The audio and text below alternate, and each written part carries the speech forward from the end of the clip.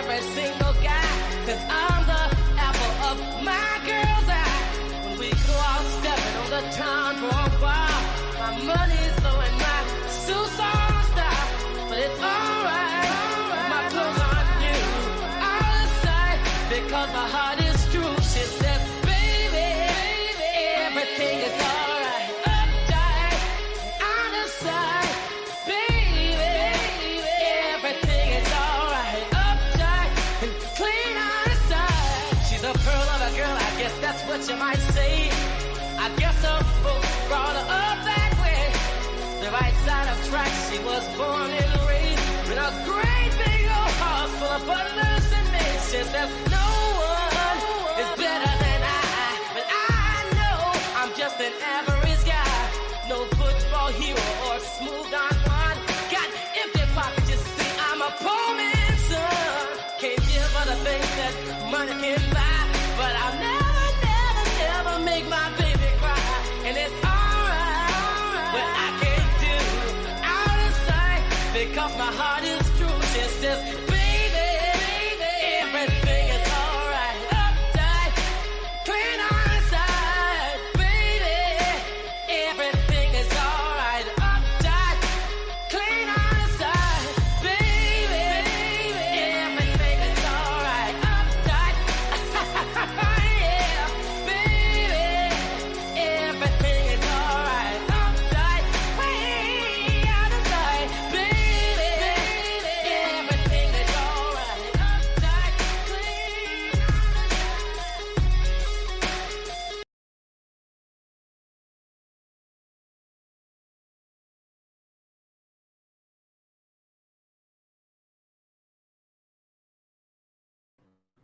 I'm really not sure what happened to the music there at the end. I have no idea, but good morning. Whatever. Yeah, thank you. Why am I saying thank you? I don't know, folks. I'm still waking up. I had a really long day yesterday. It started incredibly early and went much later than normal. But it's all good. It's all good. It was a good day. Yeah, it ended on a fantastic note. So how's everybody doing this morning? We have some fantastic stuff going on. As you know, we have a very special guest this morning, Rick Carr. And you guys are going to learn a little bit about Rick this morning while we're in here. And he's going to be on screen with us in just a second. And my team co-lead and producer of this, whatever we're calling it thing, Crystal Clark. I'm going to go ahead and bring Crystal out. Hey, good morning, Crystal. Oh, let's see. There you are. Good morning. So we got a really fun time this morning. Rick is going to be coming out. I'll tell you a little bit about Rick. For those of you who don't know him, Rick is one of the managing brokers with EXP with me every day. And we have a great time. We've got all these nicknames, right? One of Rick's fantastic nicknames is Rick Carr instead of Rick Carr, because he's just such a caring person, just in general. But as an MB, he's patient. He listens. He takes time. He's the kind of broker that I've frequently said over the course of the last year that Rick makes me a better broker. Just having him by my side, listening to his advice and his perspective, just a really great person. And so I'm going to go ahead and add him to the stream this morning. Good morning, Rick. Let me get him unmuted. There you go. Morning. Good morning, sir. Thanks for the mute. I tell people, please mute me.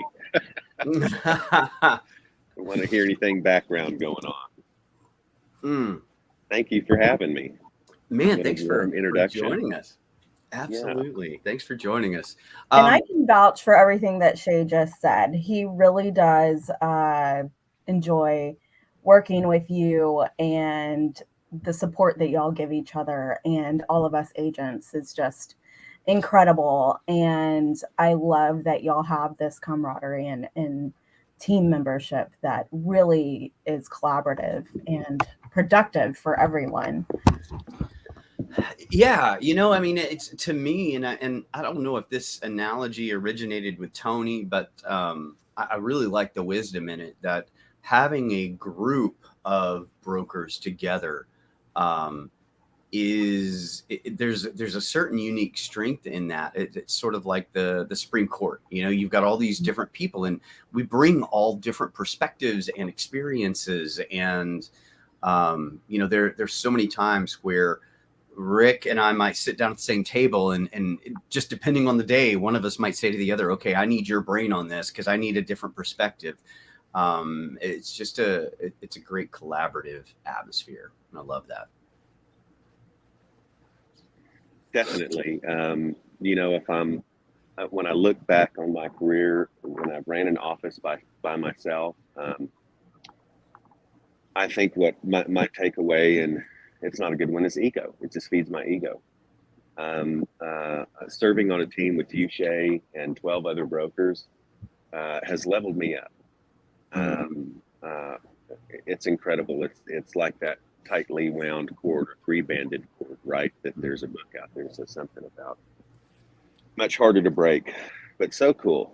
I tell people as licensees, you shouldn't have an ego when it comes to being right. Set that ego aside. Get support, get help, get your questions answered. Yeah. I'm a combat veteran. We used to say the only dumb question is the one not asked. And I say the same applies to us in representation of our clients, but also as MBs in this role, advising agents. So. Yeah, I mean, there's one of the things that I've found fascinating at work is just when you're working on the kind of scale that we're working on, and have so many different agents that we're speaking to on a regular basis, you see not only a volume but a uniqueness of like almost every variety of issue imaginable that we would have never run into at a smaller brokerage, or at a brokerage we may just have only interacted with 100 or 200 agents over a given time frame. When you've got 9,000 agents that you're interacting with, oh man, you hear it all. Man, you're not kidding. You hone your skills as an educator, teacher, presenter. I like to drop in some war stories, kind of real life experiences. And being at EXP for a couple of years, I trust when I say I've got a lifetime of war stories. I bet. It's sometimes you get to the end of the day, and I mean, I think this is probably similar to the nature of real estate all the way through, no matter what level you're at. But whether we're just an agent interacting with clients or a broker interacting with agents, real estate is so dramatic and has so much stress and tension and all those kinds of things that, when you get to the end of the day, you've got all this emotional stuff that you kind of have to get rid of, sort of like a therapist at the end of the day. You've got to be able to disconnect, because it's so easy to bring it home with you, especially when you work from home. But when you've got all this drama and everything that's, you can get wrapped up in it so easily, and it's kind of hard to reset sometimes or unload. But that's one of the things I love about being in a place where we are, just to be able to disconnect when it's time to disconnect. Give those agents, 150%. But then when you disconnect, you disconnect. And I love the fact that the agents really allow that. I've got so many agents that want to be helpfully protective of my own time. I had an agent that reached out yesterday, and they're like, "Hey, I'm really sorry to bother you on a Saturday, but I've got this emergency. Is this okay?" I'm like, "Sure. Let's just deal with it. Let's figure it out together." And it's fun though. It's great. I'm talking a lot. I've had a lot of coffee. We're gonna have a lot more conversation and a lot less monologue. Rick, let's start with giving us just a little bit of background about yourself. Where you've been, where you come from, and how you got to where you are now. Sure. Yeah. I'm going to date myself for sure, but Garrett Morris, Saturday Night Live skit with baseball, been very, very good to me. real estate been very, very good to me, right? Shortly after high school, I went off into the military, 18 to 22. I served in a Desert Storm. Usually I'll ask people when I used to teach MCE if they could guess what I did in the Army, but I would give them a credit for attendance, right? Now, if anybody from the commission or any testers are listening, I never did it. But, you know, I never had to. Nobody ever guessed what I did in the military, but I was a tanker. And so I gunned a tank, drove a tank, loaded a tank.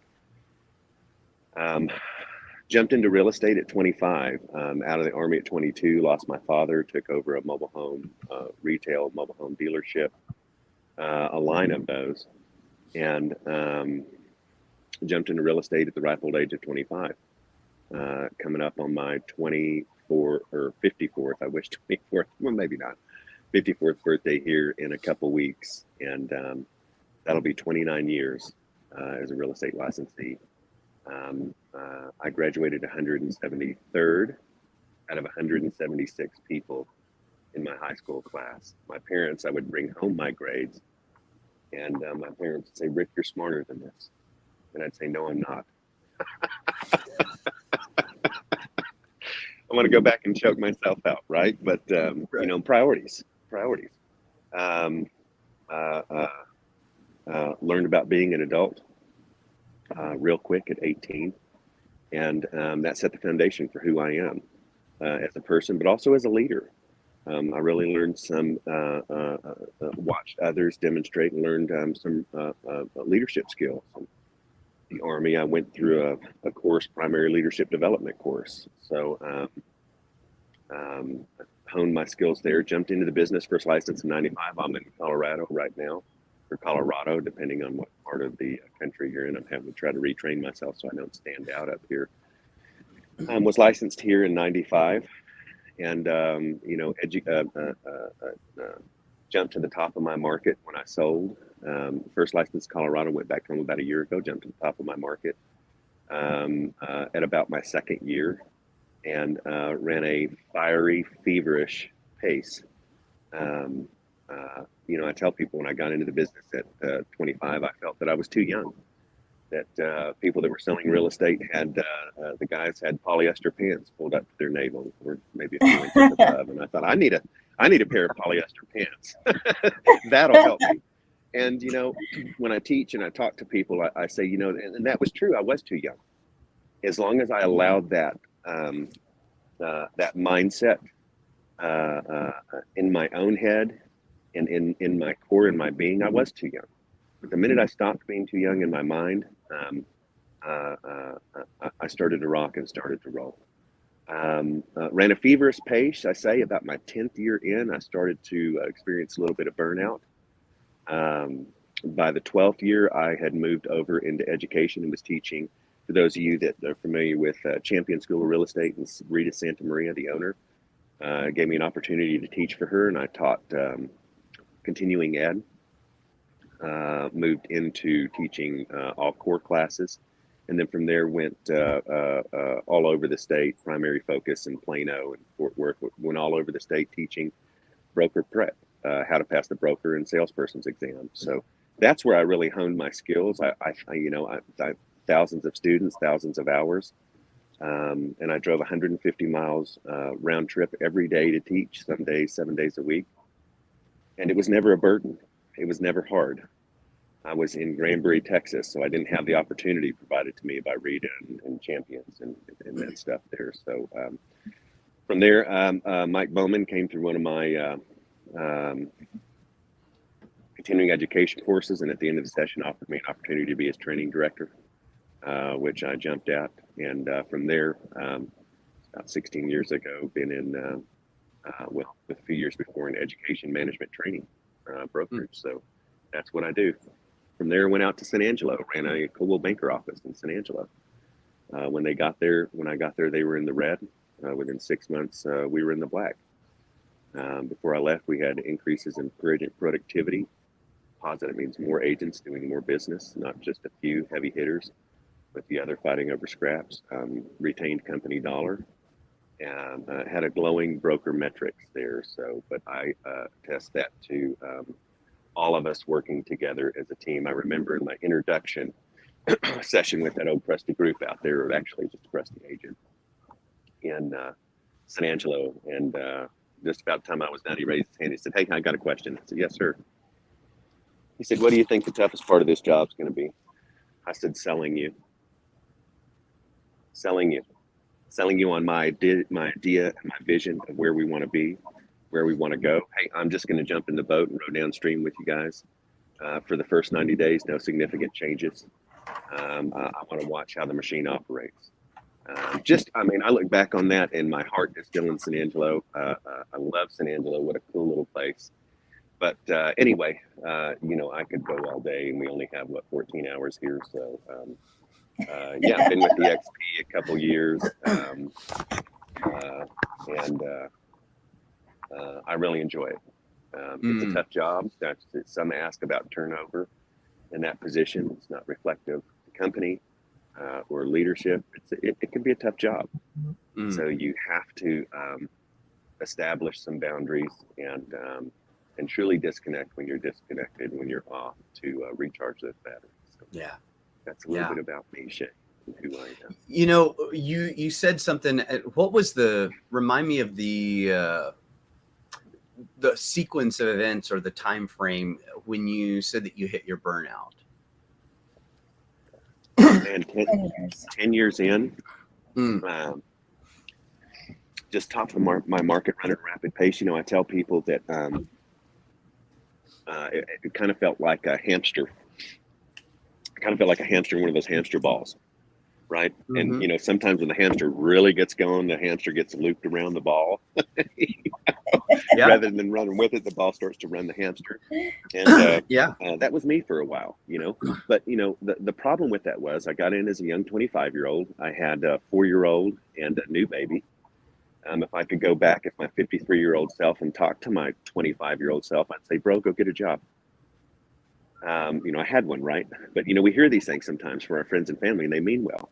But as my 53-year-old self, going back to my 25-year-old self, I'd say, you have 2 babies, you have a wife, you need benefits. You need to be paid for your job, your time, 100% commission sales. That can be tough. I might talk myself out of it. I might listen to that 53-year-old self as my 25-year-old self. And I tell people, for me, failure, it's not that failure wasn't an option. It wasn't a consideration. I didn't even really think about it. But part of what I did is I threw everything I had into real estate. And monetarily, I was rewarded. My business was rewarded. Jumped to the top of my market. But it meant everything else was a distant second at best. Religion, relationships, marriage, children, all of those things were a distant second, because I believed the mindset of, hey, 100% commission sales. If daddy doesn't sell, we don't eat. And it was never that dire. My wife at the time had a cash-based business, owned a salon. She was doing pretty well. But I just, I remember specifically a trip on the way out of town to the zoo, and I got a call from those clients. "Hey, we're in town. Well, I thought you were going to be here next weekend." "Yeah, well, we had a change of plans, and we came in today, so we're ready to see the home." Turning around, pitching in the keys and saying, "Hey, I'll catch you later. I've got to go make this sale." My clients, to an extent, are loyal and have been. And I've never felt that somebody was going to be able to steal my clients, but I do understand clients put themselves first as well. We should be putting them first, but they put themselves first. And if you can't make arrangements in that situation for something, a different action, if you can't adjust and adapt on the fly, it can be a pretty tough spot for you. Those clients, they want to see the home. They may love you. They may think you're the best in the world. But if you don't have a plan of action for them to follow, they'll go see the home with another agent, especially when they're driving a couple hundred miles into town to see that home. So, I look back on those things and I think, that was tough. But real estate also afforded me an opportunity to run all over town back when we actually had these things called, hold on a second, take notes, wet signatures. Before they were called wet signatures, they were just called signatures and initials. Right. It was the only signature. It was the only signature. We would drive. I'd drive through town, drive across town, go get initials on a contract, an offer, take a listing, go stick a sign in the ground lockbox, and my kids were in the back of the Suburban, with me running all over. And of course, if you find yourself in that situation as a licensee, one thing that really helped me was being able to turn to the kids before I got out of the car, go place the sign in the ground, and look at them in the eyes and say, "Hey, don't look at each other, don't touch each other, don't talk to each other." And then go stick my sign in the ground, do what I need to do. But, so this whole speech, Rick, has really been about boundaries. I think so. Looping it back around to the kids, absolutely. Yeah. One of the, and you guys know this, and I've talked about this book frequently, but there's a book that I love called Tribe of Mentors. And the idea behind this book is this author had, through his work, he made connections with a variety of people. And it's everybody from, people like Patton Oswalt and Joseph Gordon-Levitt to, tech giants, Elon Musk, you name it. These people are all through this book. And he comes up with these like 11 questions that are like core questions for him as a thinker, and as somebody that processes deeply their environment and everything going on around. And he came up with these 11 questions, and he asked all of these people these 11 different questions. And this book is kind of a compendium of all of their answers to the questions they chose to answer. And these 11 questions are so good. And I love to pull from these at different places, but there's a question that I feel like is really relevant to what you were just talking about, Rick. And that was the question: when you feel overwhelmed or unfocused or have lost your focus temporarily, what do you do? Like when we're in those moments, and real estate does this frequently, right? If we're not careful when those moments happen and we've got to change direction, we've got to shift our focus or quickly pivot from one thing to another, whether it's family and then work or vice versa or anything like that. It's easy to feel overwhelmed. And when you get in those places, are there things that you utilize or, tricks of the trade that you're familiarized with that you put into place to kind of help bring that overwhelming feeling down or bring you back to focus? Yeah, in the 90s, we had one of those balls that you squeezed and the little eyes and the ears popped out. Yes. That's it for me. I'm going to write a book. That's it. I have one of those and I do this all day. Now, this hand looks like The Rock, and this other might look like, David Spade, because this one's so well machined and worked. But no, I mean, for me, and it's taken me a while. I had some health issues, and I'm a disabled veteran, and I've had some things happen to my brain over in Iraq, chemical exposure. So some of the things that are going on in my mind are physiological changes rather than mental, but the end result comes out the same way. For me, I had a very wise person in my life that was kind of on the periphery, and he said, hey, Rick, I was going through all these things, seeing these specialists, doctors, and he said, meditate 5 times a day. And it's like, well, thanks, Ed. Appreciate that. Yeah, I'm, probably going to get my medical advice from doctors and physicians. But looking back on that was money. I think to an extent, some degree, we've been conditioned, however, by, there's a pill for that. Just turn on the news.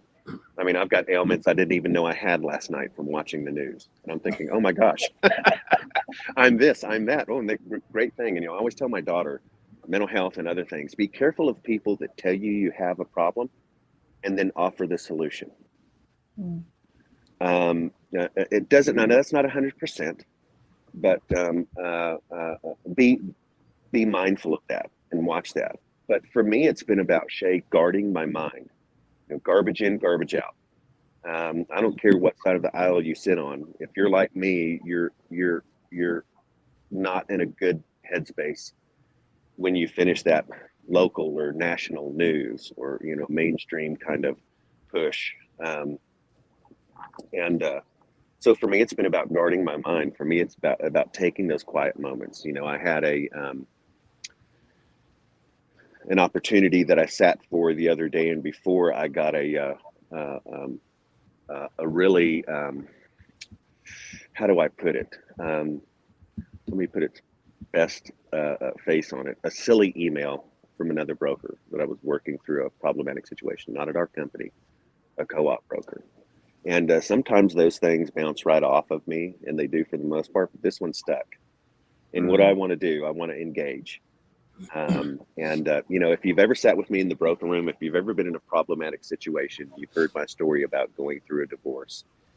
And the attorney telling me, hey, I just want you to know, advice I give to all my clients is don't put anything in writing. Don't say anything to your spouse that you don't want the judge to hear. And so I've applied that to our role and my role as a broker. And when I start to have these situations, problematic situations, I tell my agents, don't put anything in writing you don't want the commission to see. Act as if the commission's looking or the association, state association, is looking over your shoulder with every keystroke. Sometimes I say you want to put off this vibe of Snow White, birds dancing around you, biggest smile on your face, super kind, super sweet.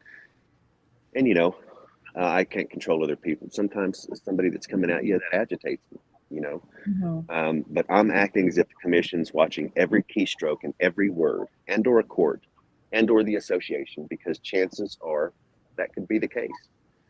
So I'm very mindful about what I say. I had a broker, a couple of brokers come to my table and say they needed some help and that I was a wordsmith. And I'm going back to 173rd out of 176 in my graduation class. I'm not a wordsmith, bro. But I think that what they meant by that was just my choice of words, and I'm all about that, right? A licensee saying, "Well, I told my client ABC," and I said, "Hold on, let me interject," or slight way of saying, "Let me interrupt." In the future, what I'd like for you to say is possibly, and my client, or certain things. So one word can change the meaning of a sentence incredibly. You're very, very thought through with your choice of words. You're very purposeful with the words you choose. And that's one thing that I really appreciate about you. It makes our advice as brokers just a notch up from the typical advice. When you're really working on language precision, it helps those agents become better agents. It really does. Man, without a doubt. And when somebody sits with me at a table where we work through a problematic situation, or maybe just a form question or a strategy, I'm a trainer at heart. So my hope is that they're so well trained up at the end of that session, email, conversation, that they can then go back to their client or the agent on the other side with absolute confidence and deliver that information, handle that situation. Yeah. Rarely do you get a yes or no with me, for better or worse. Rarely do you ever get a yes or no with me. I have to give a shout out. Jenna's out there, another one of our fellow managing brokers. Hey, good morning, hey, Jenna. One of the things that you said a minute ago reminded me of something I read just yesterday morning when you were talking about, when those emails hit you the wrong way or the right way, and they kind of hook into things sometimes. So one of the things I've been talking about quite a lot lately is this book, The Myth of Normal. I'm absolutely loving this book. I finally got to about a quarter of the way through it yesterday. And this is like a 400-pound book. So a quarter of the way through it is still, I got a long way to go. But he's been talking about this tension in this part of the book, this tension that we all have between what he really phrases as a traumatic tension between attachment versus authenticity, and attachment being the very first thing we need as developing humans, is this, assurance that we're going to be accepted, and loved. And then the second thing, and that's not a, that's not a new age hooey idea. I mean, that's as individuals, we will not survive without acceptance. Literally, it's a physiological need.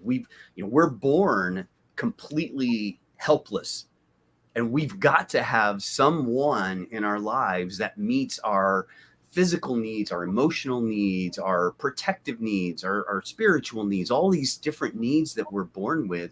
And when those needs aren't met, then that's the beginning of trauma. And there's the big trauma, the big T trauma, and the little t trauma, but we're all touched by it in some way when we've got those unmet needs. And they're not, again, they're not snowflake-ish needs. They're really physical needs. But then the second need we have is acceptance. Or the very first need we have is acceptance, but the second need we have is authenticity. The fact that we have to learn, and I love the way that he puts this, that we have to learn to trust our gut. That's the root of authenticity. The fact that we have to learn what our own voice is like, and that it's okay to embrace that voice and listen to it.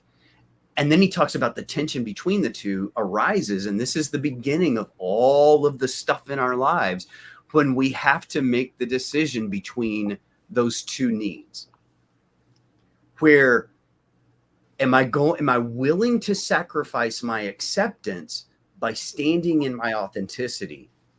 Or am I going to shrink back from standing in my authenticity so that I can make sure I keep the acceptance in place?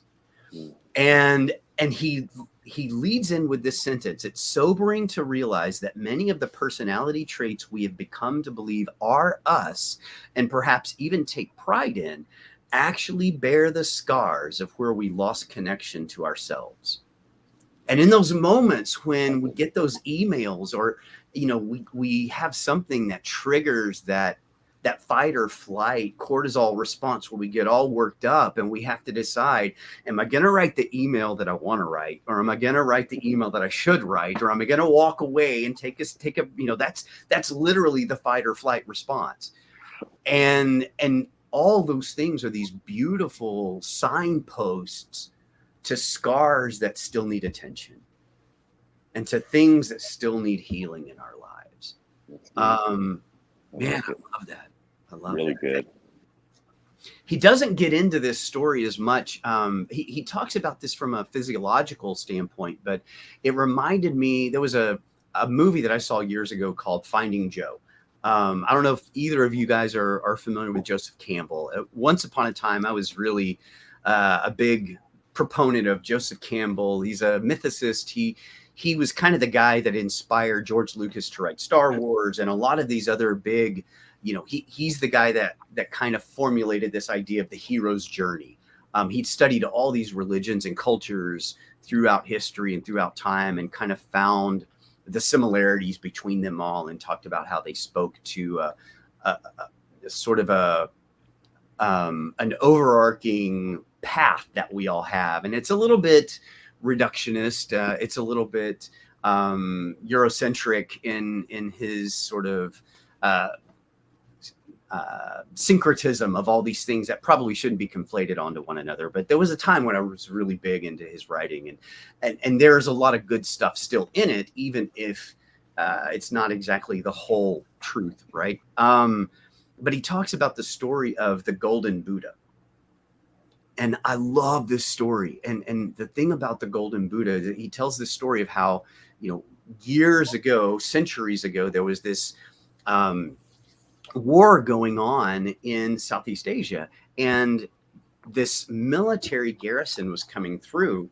And this little village of monks, they were really scared that they were going to pillage everything and take all the goods and all their valuables and sell it and kind of fund their war. And the one thing they were really worried about was this golden Buddha statue. And so they took mud and they covered this golden Buddha statue with mud so that it just looked like it was stone. It looked like it wasn't nearly as valuable as it used to be. Well, the garrison did what garrisons do, and they set up camp and they stuck around and they stayed there. And generations went by and people forgot that the statue was really golden.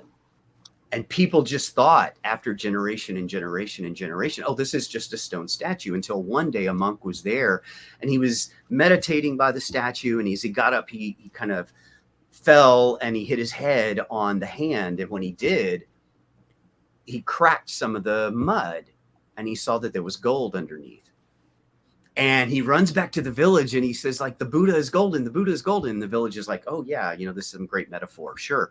The Buddha is golden. Absolutely. And he's like, no, the Buddha is golden. He takes the village back out to the statue and they start pulling away the mud and realize that nobody realized after generations of this thing hiding that it was really golden. And he goes on and he talks about how that golden Buddha is us. And we spend so much of our lives caking mud onto our true selves until something like divorce, bankruptcy, some event in our life that would otherwise shatter everything begins to break open, and you see that crack and you're forced to see, maybe for the first time, the goldenness of who you really are. And you get to spend the rest of your life peeling away that mud and finding out that true nature and that beauty. Man, when I was reading that, it just really reminded me of that story. And that's something that I need to remember more often, you know? Man, without a doubt. No, I love it. Yeah, and try to keep the perspective of, like, you've already gone through those traumatic events, right? So don't put yourself back into the trauma to see your golden layers. You know, try to just keep it in mind that that is your core, right?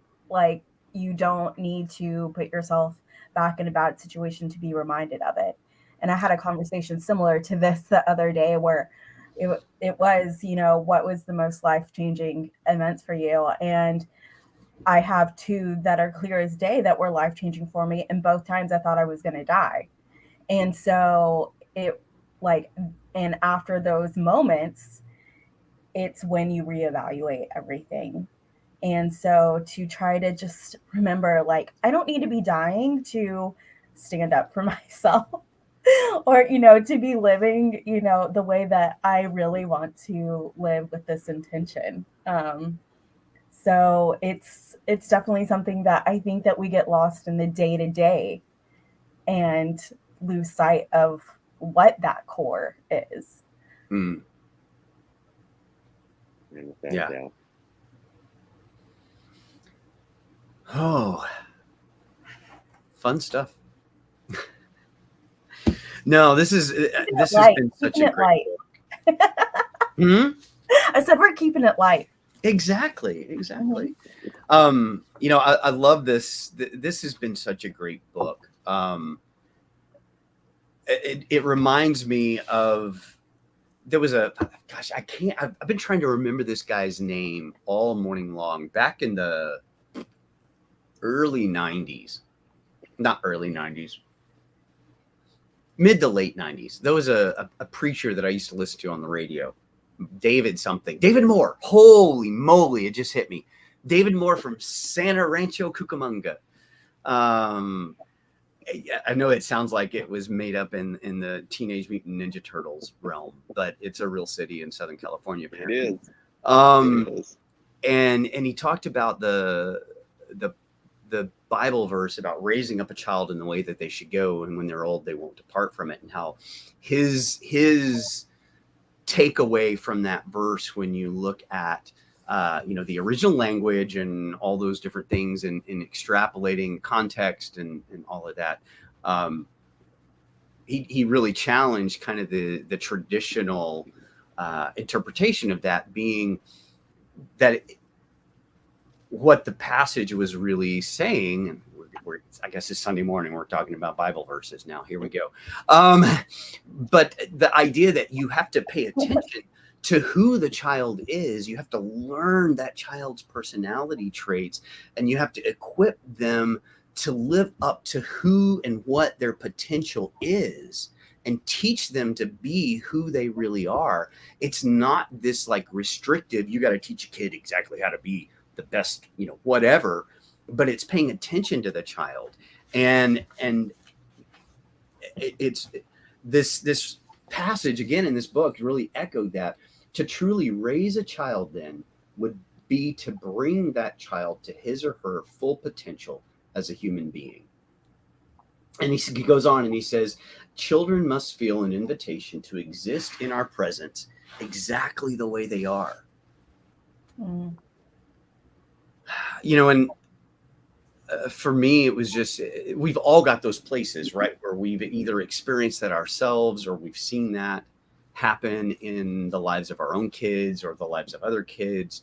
And it's just I think we have to remember that we all come equipped into this world with a very delicate balance of who we are as kids. And everything that comes at us begins to develop our coping mechanisms and begins to develop how we respond to things. And then those are flawed because we learn imperfectly, and then learning better ways to handle it. Those are the things that help us excel. And it even goes back to real estate, that I see this over and over and over. The things that hinder real estate agents' biggest successes are not how to do CMAs. They're not how to do, the right kind of marketing for a home or how to improve their sphere of influence. It's how to be a better person. It's how to get rid of that ego in a transaction. It's how to distance yourself enough to give great non-attached information and advice to your clients. It's all of these things that are just how to be a better person, not how to be a better salesperson. And a better communicator. A better communicator. Absolutely. That's so key. And I think something too that you and I do with pretty good consistency is if we do have a communication come in at us where we're like, maybe flares a temper or something, we'll reach out to each other and say, okay, this has happened. Am I in a bad mood or is this legitimate? Am I hangry? Yeah. Or am I sleepy? Right. Oh man. It's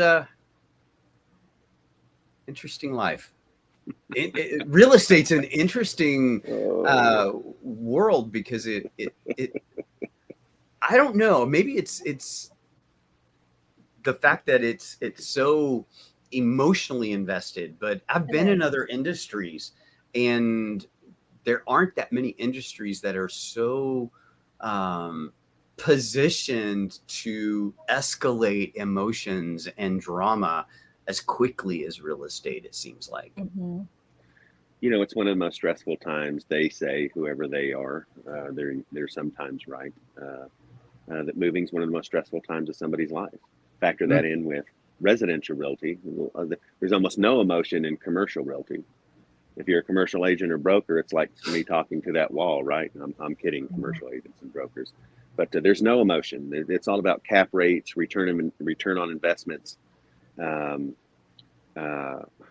residential realty is full of emotional people, like myself can be, and dealing with in a very what can be an emotional time. For many people, it's the single most largest transaction, any type of a business transaction they'll have or they'll go through. Coupled with, hey, this is where we've been for 16 years. We've got a lot of memories here, and this buyer saying my house looks not up to par, and this won't work, and that needs to be repaired. So that just kind of takes me to, that's part of what I tell my agents, is that be the voice of calm and reason. Be the voice of rational thoughts and rational mindset, because at times our agents or our clients will be anything but. It bums me out to see agents going at it head to head. And, I think it's too much TV, too much list LA, list New York. There's a lot of drama, and there are things like that in those.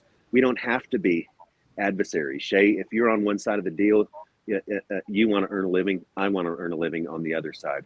Our clients have a need. The buyer wants to buy, the seller wants to sell. If we keep that at the forefront, then things just seem to fall from that and work out well. But we've got, when I came into the business in 1995, I would take an offer to somebody, present it to them, and they'd look at it. They give it one of these numbers, which is what we do in Texas. And look at the offer, and they'd throw it aside, and they say, yeah, try again. Or my clients won't take that. Yeah. And the business was, we had some cantankerous old grouches running around. Eventually they cycled their way out of the business, right? Most retire or pass away, whatever it is. And so we had some real peace and harmony for a while in my 28 years. To some degree, we've allowed television shows to teach us how to be a good agent.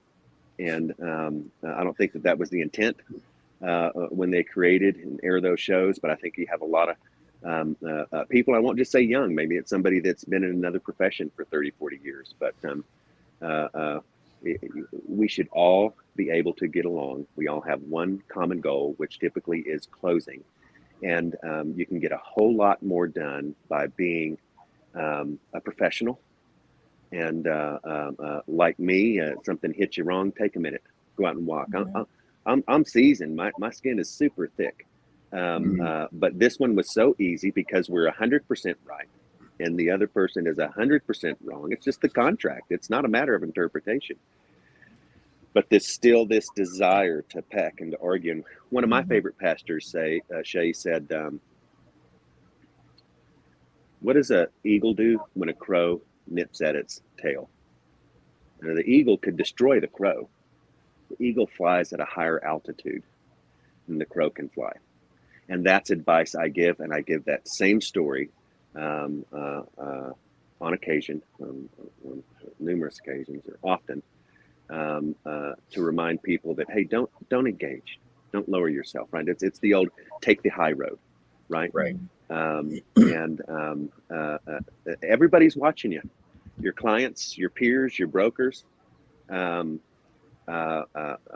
work to resolve. We have a professional obligation where we have a code of ethics to uphold, and we can get a lot more done when we're calm and rational, not arguing. And if I ever see a situation where I have an agent that might be in that area, I want to gently pull them back over to that calm, peaceful state, because a whole lot more can be done in that state, and good things rather than the other. So, and I see you made a post yesterday or day before about that very thing, almost the very thing, right? About having such a good experience with an agent.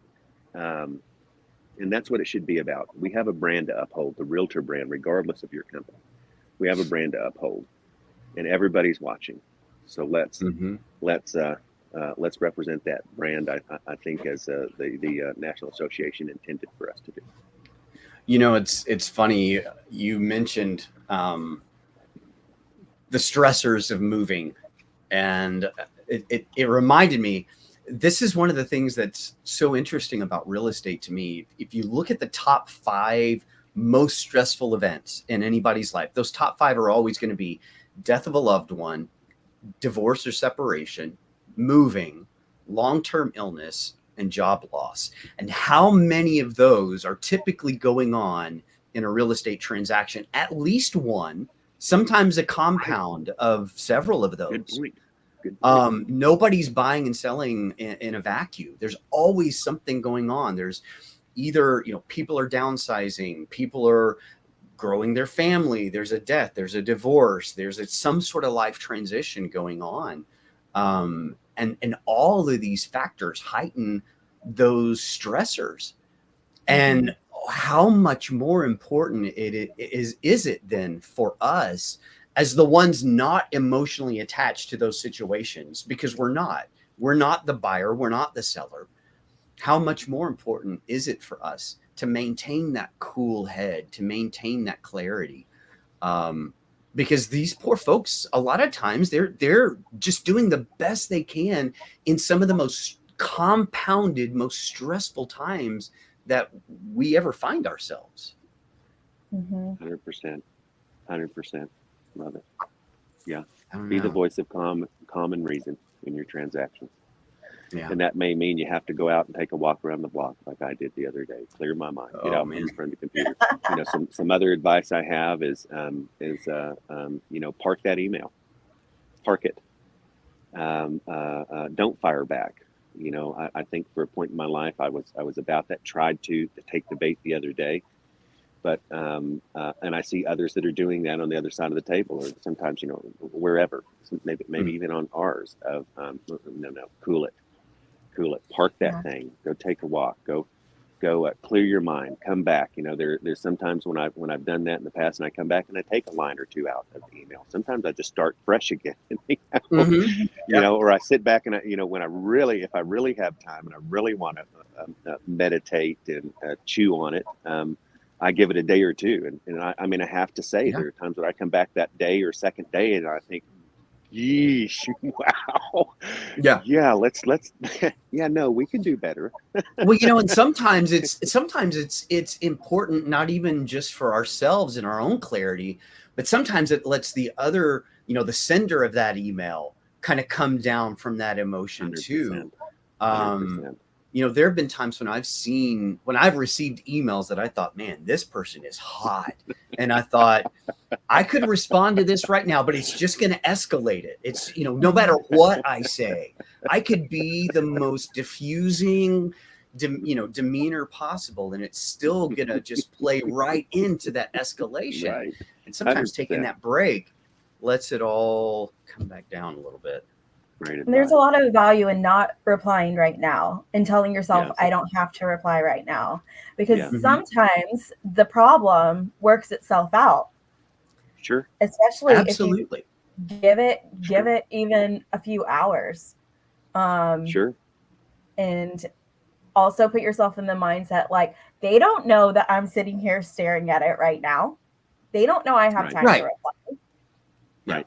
So put yourself mentally in an appointment, give it a couple hours, and then come back to it later and see really where the situation has landed. Because in that immediacy, things are still spinning. So if you let it settle a little bit, let the dust dissipate, a lot of times that major issue has just magically resolved itself. Yeah. Those are beautiful days. Yeah. Those are beautiful days when it resolves without feeding into the drama too much. Yeah. And honestly, I think it happens a lot more than we give credit to, if you can just wait it out a little bit. Yeah. And not infuse more emotion into the situation. Mm-hmm. Absolutely. Well, this has been fun. I like, every single day, Rick, I just absolutely enjoy the hell out of talking with you. Love the time we spend together in the broker room and elsewhere. Thank you so much for being on today and for sharing with us. Shae, go ahead. Yes, sir. No, you go ahead. No, my turn, right? My turn. Yeah. Again, I'm running an office on my own. First of all, if I'm the smartest one in the building, or supposed to be, then we've got an issue. Without a doubt, you and the others on the team have allowed for me to grow and expand sometimes look at things differently, right? Tony, it is one of Tony's analogies. It said Supreme Court has what's supposed to be the best legal minds in the nation, but you rarely see a 9-0. It's 5-4, it's 7-2, it's 6-3, and it's the same law, and they have the same pedigree, many of them. So why the difference? And we see that too. So it's really cool to set that ego aside for me, and to because I haven't had an ego. I tell people I'm not the typical male. If I am lost, I will stop and ask for directions. Now look at the screen. Crystal's going to smile. Shae's going to sit there stone face. I've been saying this for years, but there's truth in that. Shae's like, yeah, no. And the women usually love that. They smile, they giggle, they laugh. The men sit there stone face or frown. And I say, that's okay. I'm comfortable with who I am. But, that's part of how I jumped to the top of my market at a rapid pace, was not having that ego. And I say the same applies to me and the duties I carry out as a managing broker. I've never had somebody say, no, Rick, I need your answer now. Where I say, hey, you know what? That's a great question. And the way I've seen it is A, B, or C. But, hey, I've got Shae here in the room, or I've got another, I want to turn that over to Marty Chrisman used to say, one of the former MBs, the broker brain trust, and then come in and talk to 3 or 4 brokers. We have that obligation to our agents, but it's just so cool to have a team that's not made up of egos, that thinks, so if I go over to Shae's table and ask him this question, he's going to think that I don't know something, or he's going to know that I don't know something. And man, set those egos aside. But Shae, you are, I said it I said it not long after we first met. I'm great at reading people. It's my strength, but it's also my weakness, because when I'm wrong, I still think I'm right, because I'm pretty damn good at it. But when I met you, Shae, it wasn't too long after having an opportunity to work alongside you that I came to you, and in one of the comments, I don't know if you remember this, but I said, you are a kind and gentle soul. And you've just continued to demonstrate that to me throughout our time together. You are a pretty cool human. An artist as well, right? A throwback to the 70s, back when people wrote, performed, and produced their own music. You've got that person in Shae Cotter. I'm blown away. I watched Shae shared with me some of his music that he's recorded the other day, and I didn't text you back, but I wanted to tell you, hey, bro, I want to go take my guitar, throw it out in the road, and run over it a couple times. When I see people with your talent. I'm sitting here strumming. I'm 3-chord and I'm strumming. I'm giving it all I've got. And then you've got Shae producing, writing, performing his music. But brother, you've got a lot of talents. Brokerage is just one of those. I think at the core and at the mindset is who you are as a person. You make me better as a broker. You make me better as a person. And I'm just honored to come spend some time with you. I have to really think a lot of you to get up on one of my days off. As you said, I'm an hour behind there, and spend a Sunday morning with you. I have to think about it. So thanks. I appreciate that, man. I appreciate that, and the feeling is absolutely mutual. It's like a big love fest. Really, I've told Jason, I've told Tony, I've told several other MBs that being in the room with Rick Carr, makes me a better broker every single time. Now, I have one final question, Rick, before we take off for today. I've heard a rumor, and I want to find out if it's true or not, that I've heard that the relationship you have with your beard is not unlike Eddie Brock and Venom, that it's like this symbiotic, thing. Is that true? Because it appears that way, and it's a glorious thing. You've got one of the most magnificent beards I've ever seen. How did you develop that? Only took me 40 years to grow it. I'm one of those guys, more than you want to know. I don't have back hair. My beard, it takes me about 5 years to grow. And in the process, usually when I'm walking down the road, I'll have some kind soul come bring me $1 or $2 thinking that I'm homeless. My beard is, I just don't have a choice at this point. If I make it go away like you have, or shave it off, I might not grow it back before I pass away. So what I've got here is what I've got, and for better or worse, it's with me. It was funny for many of my years. have had a younger look, and I'm maybe blessed with some good genes, because the Lord knows I've done some hard living along the way. But going to it used to bother me being carded, right, for this or for that, and now I'm just so appreciative and grateful. But it doesn't happen much with this beard anymore, brother. So come on back and join the Beard Club. We still have. I will at some point. It is guaranteed, because one thing that has become incredibly clear on an increasing basis is how much I forgot I hate shaving every day. Oh, it's like the worst thing I do every single day is shave. So that's just being completely honest. Thank you so much, everybody, for being here. I got to put a shout out real quick for those of you who have not done it yet. Don't forget, this coming September, right here in Houston, if you haven't bought your tickets yet, is the National LGBTQ Real Estate Alliance Conference at the George R. Brown. Registration link will be in the chat. There's going to be some incredible speakers. I also want to put a link to the speakers so you can check out those. There's one real slacker that's in there, though, a guy named Shae, who's going to be speaking about mental health and avoiding burnout. But there's going to be some great speakers as well. Check that out. Go register. Kressley what is the keynote? Carson Kressley. Carson Kressley is the keynote. Yes. So check it out. And thanks, folks. Have a great day, and we'll see you next week. Bye. Thanks, Bye-bye. Jay. Bye. Bye, Rick.